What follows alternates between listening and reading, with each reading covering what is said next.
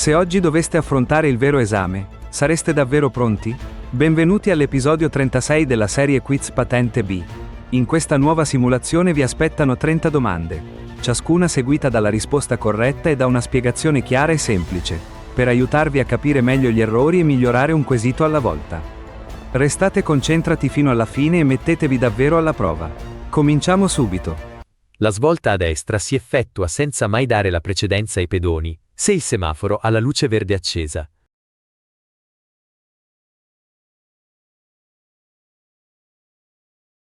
Falso. Con il semaforo verde il conducente può attraversare l'incrocio e può anche svoltare a destra, ma deve comunque dare la precedenza ai pedoni che attraversano la strada. La luce verde non dà un diritto assoluto di passare senza controllare. Durante la svolta, il veicolo può incrociare l'attraversamento pedonale della strada laterale, quindi il conducente deve rallentare, controllare e dare la precedenza ai pedoni che stanno attraversando regolarmente. L'uso della parola mai rende l'affermazione scorretta, perché in alcune situazioni la precedenza ai pedoni è obbligatoria anche con il semaforo verde. I segnali luminosi in figura sono semafori per corsie reversibili.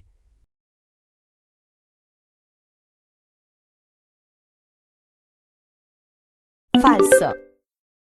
I segnali luminosi raffigurati sono semafori veicolari di corsia, perché usano frecce rosse, frecce gialle e frecce verdi per indicare quali direzioni di marcia sono vietate, quali devono essere liberate con prudenza e quali sono consentite. Non sono semafori per corsie reversibili. Il semaforo propriamente destinato alle corsie reversibili è posto sopra le corsie e serve a indicare se una corsia può essere occupata o deve essere lasciata libera. Di solito usa una X rossa, una freccia gialla lampeggiante e una freccia verde. Fuori dei centri abitati, in caso di impossibilità a collocare il veicolo fuori della carreggiata, il conducente deve sostare il più vicino possibile al margine destro della carreggiata.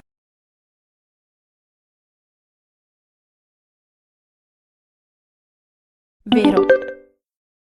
Fuori dei centri abitati, il veicolo in sosta deve essere collocato, quando possibile, fuori della carreggiata. Se ciò non è possibile, il conducente deve sistemarlo il più vicino possibile al margine destro della carreggiata, in posizione parallela al margine e secondo il senso di marcia. Questa regola serve a ridurre l'ingombro della strada e a rendere il veicolo fermo più sicuro e più visibile per gli altri utenti. In presenza del segnale raffigurato e del semaforo a tre luci, dobbiamo dare la precedenza se il semaforo è spento e l'agente del traffico ci ordina di fermarci.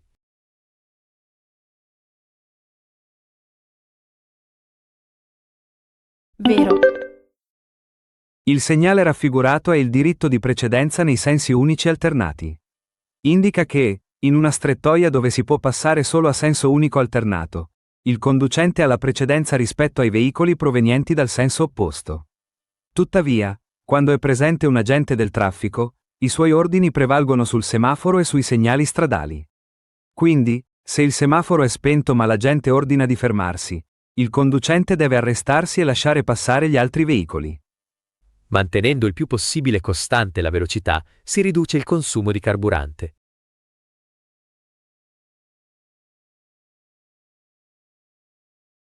Vero. Una guida a velocità costante riduce il consumo di carburante perché limita le accelerazioni brusche e le frenate inutili. Quando il conducente accelera spesso, il motore richiede più energia e quindi consuma più carburante. Una guida fluida, regolare e moderata permette invece al veicolo di procedere con minore sforzo, riducendo anche l'inquinamento.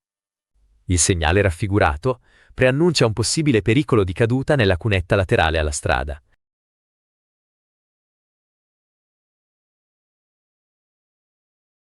Vero.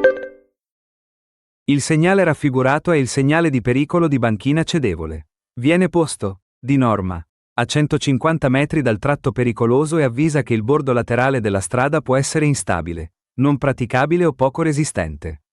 In questa situazione, se il veicolo si avvicina troppo al margine destro, può perdere aderenza o finire nella cunetta laterale. Il conducente deve quindi moderare la velocità, mantenere una posizione sicura sulla carreggiata e non avvicinarsi troppo al bordo della strada. Il segnale non indica strada dissestata e non indica pietrisco sulla carreggiata. I delineatori raffigurati sono utili solo nelle ore notturne.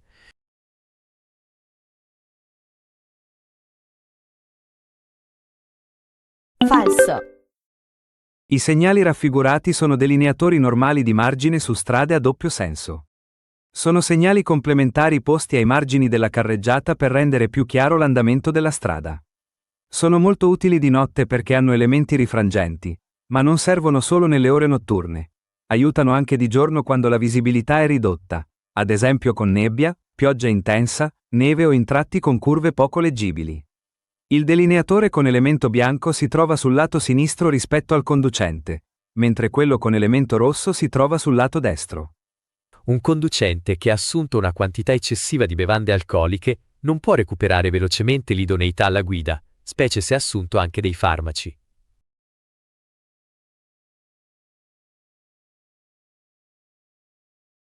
vero, Dopo un'assunzione eccessiva di bevande alcoliche, il conducente non torna rapidamente in condizioni sicure per guidare.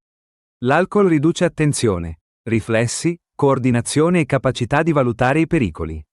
L'idoneità alla guida si recupera solo con il passare del tempo, perché l'organismo deve smaltire l'alcol.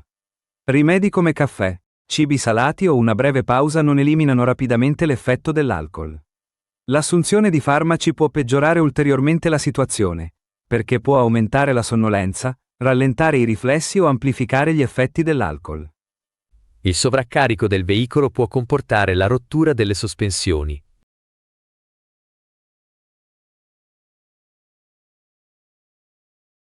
vero, Il sovraccarico aumenta il peso che grava su sospensioni e ammortizzatori. Questi organi servono a mantenere le ruote aderenti alla strada, a rendere il veicolo stabile e ad assorbire le irregolarità del fondo stradale. Se il veicolo trasporta un carico superiore a quello previsto, le sospensioni lavorano oltre il limite normale e possono subire usura rapida, inefficienza temporanea o anche rottura. Un veicolo sovraccarico, inoltre, diventa più difficile da controllare e meno sicuro in frenata e in curva. Il conducente che intende passare per primo in un incrocio deve sopraggiungervi più velocemente.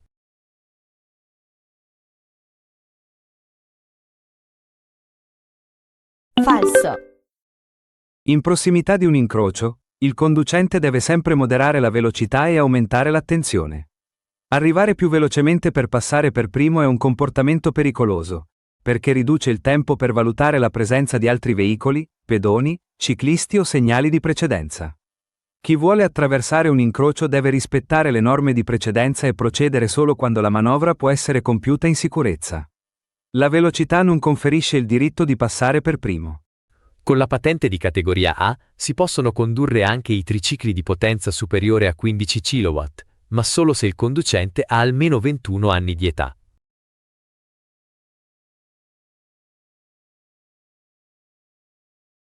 vero, La patente di categoria A abilita la guida dei motocicli e comprende anche i tricicli con potenza superiore a 15 kW.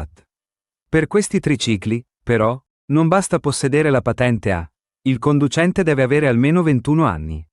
Il limite di età serve perché un triciclo potente richiede maggiore capacità di controllo, soprattutto in accelerazione, in frenata e nelle manovre.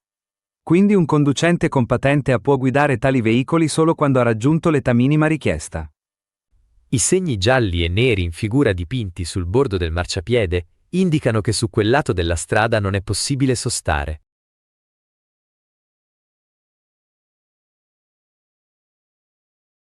vero, I segni raffigurati sono segmenti alternati gialli e neri dipinti lungo il bordo verticale del marciapiede.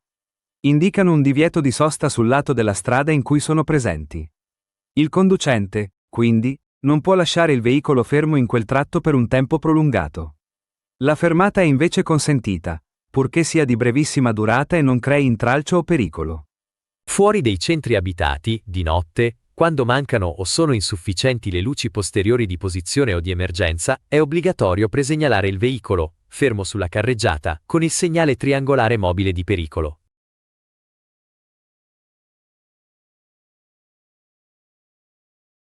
vero, Fuori dei centri abitati, se un veicolo rimane fermo sulla carreggiata di notte e le luci posteriori di posizione o le luci di emergenza mancano oppure non sono sufficienti, il conducente deve presegnalare il veicolo con il segnale triangolare mobile di pericolo.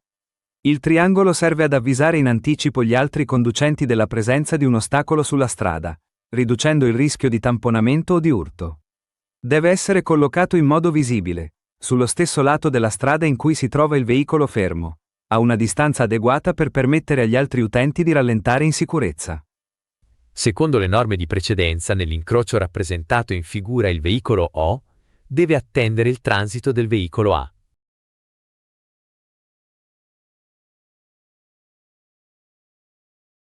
Falso. Nell'incrocio raffigurato è presente il tram T, che passa per primo perché è un veicolo su rotaie. Dopo il tram, il veicolo O può transitare prima del veicolo A, perché O ha la destra libera. Il veicolo A, invece, deve attendere O, poiché O si trova alla sua destra. L'ordine corretto di passaggio è quindi T, poi O, poi A. Il segnale raffigurato consente il transito dei ciclomotori.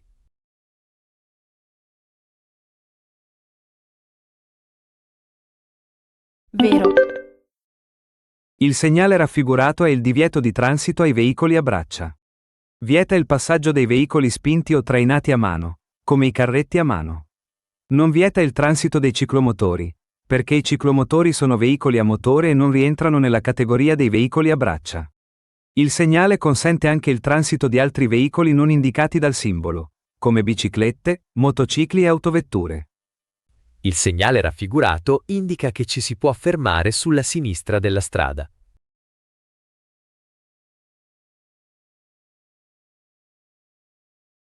Falso. Il segnale raffigurato è il segnale di direzione obbligatoria a sinistra. È un segnale di obbligo e indica che, all'incrocio, l'unica direzione consentita è la svolta a sinistra. Non indica un luogo in cui è possibile fermarsi o sostare sul lato sinistro della strada. Inoltre, non significa passaggio obbligatorio a sinistra di un ostacolo e non preannuncia una curva a sinistra. Le autovetture possono avere motore elettrico.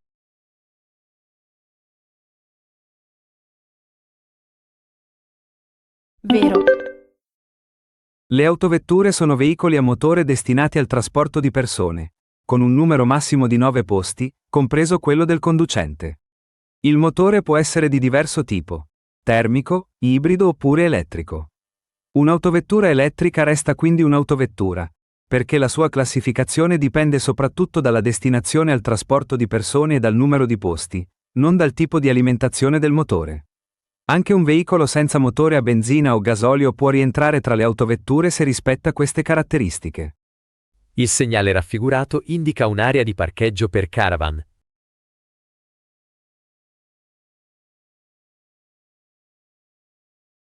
Falso. Il segnale raffigurato è il segnale di indicazione piazzola di sosta. Si trova su strada extraurbana e indica la presenza, nelle vicinanze, di una piazzola laterale alla carreggiata dove è possibile effettuare una fermata o una breve sosta in sicurezza. Non indica un'area riservata al parcheggio dei caravan. Il segnale corretto per indicare un'area destinata a campeggio, caravan e autocaravan è il segnale di indicazione campeggio. In presenza del segnale raffigurato e del semaforo a 3 luci, abbiamo la precedenza se il semaforo è spento.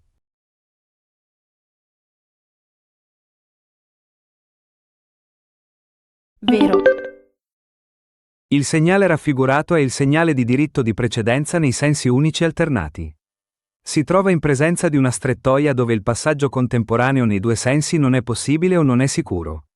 La freccia bianca verso l'alto indica che il conducente che vede il segnale ha la precedenza. La freccia rossa verso il basso indica che i veicoli provenienti dal senso opposto devono attendere. Se il semaforo a 3 luci è spento, torna valido il significato del segnale verticale. Il conducente ha quindi la precedenza rispetto ai veicoli che arrivano dal senso opposto. In presenza del segnale raffigurato, è necessario usare la massima prudenza.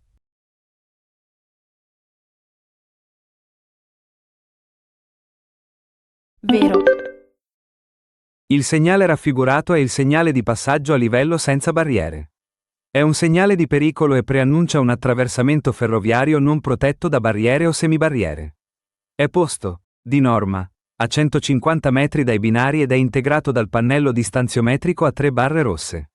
In presenza di questo segnale il conducente deve usare la massima prudenza, rallentare, controllare attentamente entrambi i lati della linea ferroviaria e attraversare solo quando è sicuro che non stia arrivando alcun treno. Prima dei binari può essere installata la croce di Sant'Andrea se c'è un solo binario, oppure la doppia croce di Sant'Andrea se i binari sono più di uno. È vietato il sorpasso di veicoli fermi ai semafori quando, a tal fine, è necessario spostarsi sul lato riservato all'altro senso di marcia.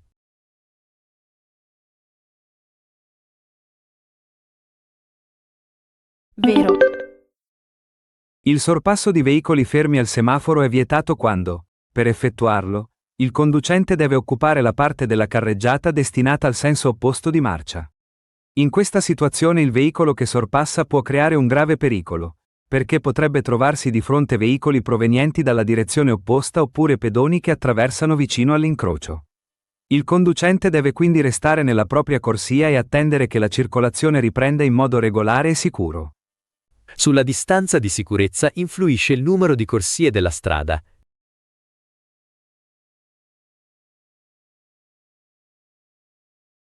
Falso. La distanza di sicurezza non dipende dal numero di corsie della strada. Essa deve essere regolata in base a elementi che incidono realmente sulla possibilità di fermarsi senza tamponare il veicolo che precede, come la velocità, la prontezza di riflessi, le condizioni psicofisiche del conducente, l'efficienza dei freni, l'aderenza degli pneumatici, le condizioni della strada e il carico del veicolo. Una strada con più corsie non permette automaticamente di ridurre la distanza dal veicolo davanti. Il rischio di tamponamento rimane legato soprattutto allo spazio necessario per reagire e frenare. Il segnale raffigurato non consente di svoltare a sinistra.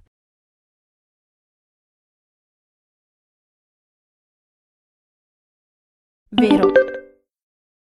Il segnale raffigurato è il segnale di direzione obbligatoria a destra. È un segnale di obbligo e indica che, all'incrocio, il conducente deve seguire solo la direzione verso destra. Di conseguenza, non è consentito svoltare a sinistra e non è consentito proseguire diritto. Non deve essere confuso con il segnale di senso unico parallelo, che è rettangolare, né con il segnale di passaggio obbligatorio a destra, che indica il lato da cui superare un ostacolo. In presenza del segnale raffigurato, è vietato sorpassare veicoli a motore diversi dai motocicli e dai ciclomotori.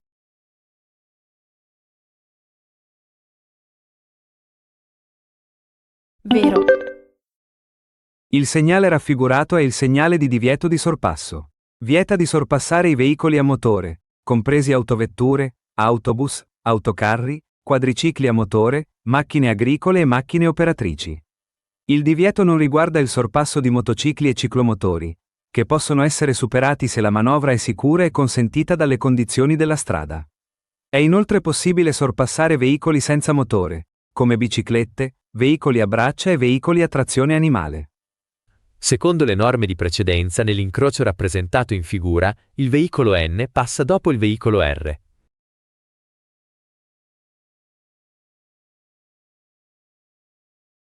Vero.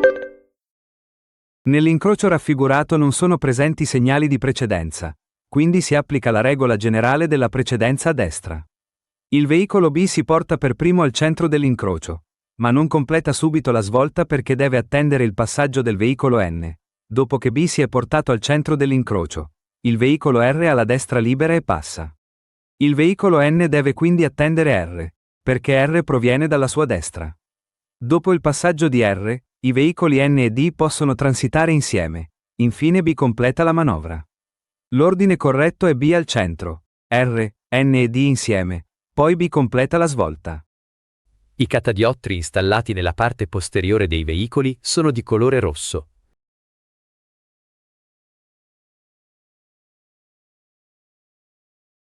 Vero. I catadiottri sono dispositivi rifrangenti che rendono più visibile il veicolo quando vengono illuminati dai fari degli altri veicoli. Nella parte posteriore dei veicoli devono essere di colore rosso, perché indicano la parte posteriore del veicolo e aiutano chi sopraggiunge da dietro a riconoscerne la presenza e l'ingombro. Il segnale raffigurato prevede lo spostamento del veicolo o il suo blocco tramite ganasce.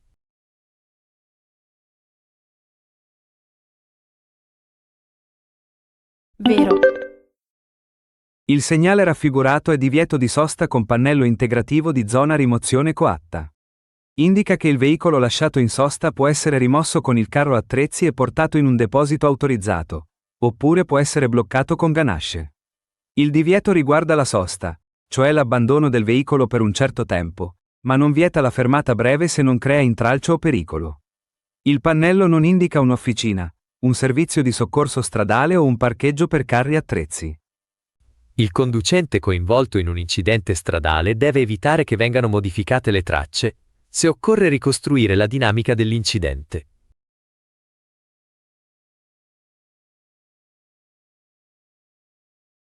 vero, Dopo un incidente stradale, il conducente coinvolto deve fermarsi e prestare l'assistenza necessaria. Se occorre ricostruire la dinamica dell'incidente, è importante evitare che vengano modificate o cancellate le tracce presenti sul luogo, come posizione dei veicoli, segni di frenata, frammenti o altri elementi utili. Queste tracce possono aiutare a capire come sia avvenuto il sinistro. Naturalmente, se i veicoli creano un pericolo immediato per la circolazione o per le persone, occorre prima mettere in sicurezza il luogo. L'arrotolatore delle cinture di sicurezza può essere disattivato o modificato dal conducente se crea fastidio al passeggero.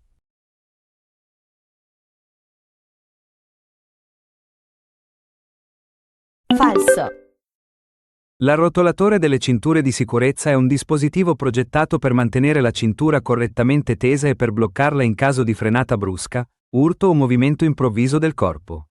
Il conducente non può disattivarlo né modificarlo, anche se il passeggero lo trova fastidioso, perché qualsiasi alterazione può ridurre l'efficacia della cintura e aumentare il rischio di lesioni in caso di incidente. Se la cintura dà fastidio, bisogna regolarla correttamente e sedersi in posizione adeguata, senza manomettere i dispositivi di sicurezza del veicolo.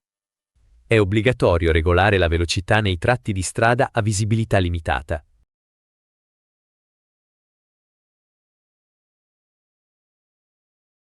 vero, Nei tratti di strada a visibilità limitata, il conducente deve regolare la velocità in modo da poter mantenere sempre il controllo del veicolo e arrestarlo in sicurezza davanti a un ostacolo prevedibile.